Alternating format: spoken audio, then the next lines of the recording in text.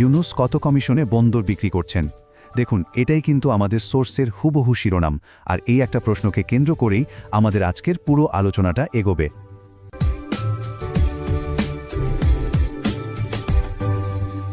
এখানে একটা বিষয় শুরুতেই পরিষ্কার করে দিই। আমাদের আজকের উদ্দেশ্য কিন্তু এই প্রশ্নের উত্তর খোঁজা নয়, একদমই না। বরং আমরা বোঝার চেষ্টা করব এই প্রশ্নটা আসলে কি জানতে চাইছে। মানে আমরা প্রশ্নটাকেই ব্যবচ্ছেদ করে দেখব এর গঠনটা কেমন আর এর গভীরে ঠিক কী ধরনের অর্থ লুকিয়ে থাকতে পারে। যে কোনো বড় বা জটিল অভিযোগকে যদি বুঝতে হয়, তাহলে সবচেয়ে ভালো উপায় হলো সেটাকে ভেঙে এর মূল উপাদানগুলো আলাদা করে ফেলা। তো চলুন আমরা ঠিক এই কাজটাই করি। এই দাবিটাকে ভেঙে দেখি এর ভেতরে কি কি অংশ আছে। প্রথম যে অংশটা আমরা পাচ্ছি তা হলো বিষয়বস্তু, মানে এই প্রশ্নটা কাকে নিয়ে করা হচ্ছে।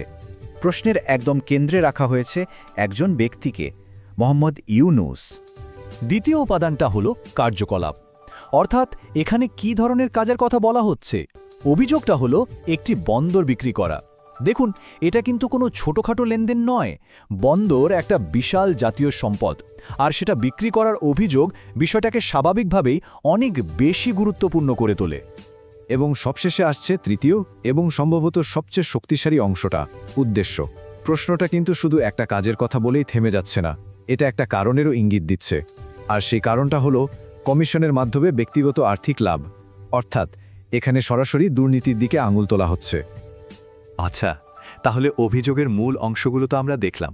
এবার চলুন আরেকটু সুনির্দিষ্টভাবে দেখি যে এই আলোচনার কেন্দ্রে ঠিক কারা কারা আছেন। এখানে আমরা দুটো নাম দেখতে পাচ্ছি যা সরাসরি আমাদের সোর্স থেকে নেওয়া। একদিকে আছেন মোহাম্মদ ইউনুস, যাকে নিয়ে এই প্রশ্ন, আর অন্যদিকে আছেন নবনীতা চৌধুরী, যাকে এই প্রশ্নের উৎস হিসেবে উল্লেখ করা হয়েছে। অর্থাৎ একজন হলেন প্রশ্নের বিষয় এবং অন্যজন হলেন প্রশ্নের উৎস। ব্যাপারটা শুধু এই একটা প্রশ্নে নিয়ে নয়, যে কোনো প্রশ্নের ক্ষেত্রে কি জানতে চাওয়া হচ্ছে তার চেয়ে অনেক সময় বেশি গুরুত্বপূর্ণ হয়ে ওঠে প্রশ্নটা কিভাবে করা হচ্ছে। কারণ একটা প্রশ্নকে যেভাবে সাজানো হয় সেটাই কিন্তু আমাদের ধারণা বা উপলব্ধিকে একটা নির্দিষ্ট খাতে বইয়ে নিয়ে যেতে পারে।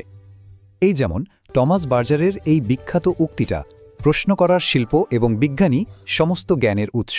কথাটা খুবই সত্যি। সঠিক প্রশ্নই তো সব জ্ঞানের মূল। কিন্তু এর একটা উল্টো দিকও আছে, তাই না? একটা প্রশ্ন যদি এমনভাবে করা হয় যা আমাদের বিভ্রান্ত করে বা একটা নির্দিষ্ট দিকে ঠেলে দেয়, তখন কি হবে? এই ধরনের প্রশ্নগুলোকে বলা হয় ইঙ্গিতবাহী বা লিডিং কোয়েশ্চেন। এগুলোর কিছু সাধারণ বৈশিষ্ট্য থাকে, যেমন এগুলো শুরুতেই কোনো একটা ধারণাকে সত্য হিসেবে ধরে নেয়। এটা একটা নির্দিষ্ট উত্তর দেওয়ার জন্য একরকম চাপ তৈরি করে।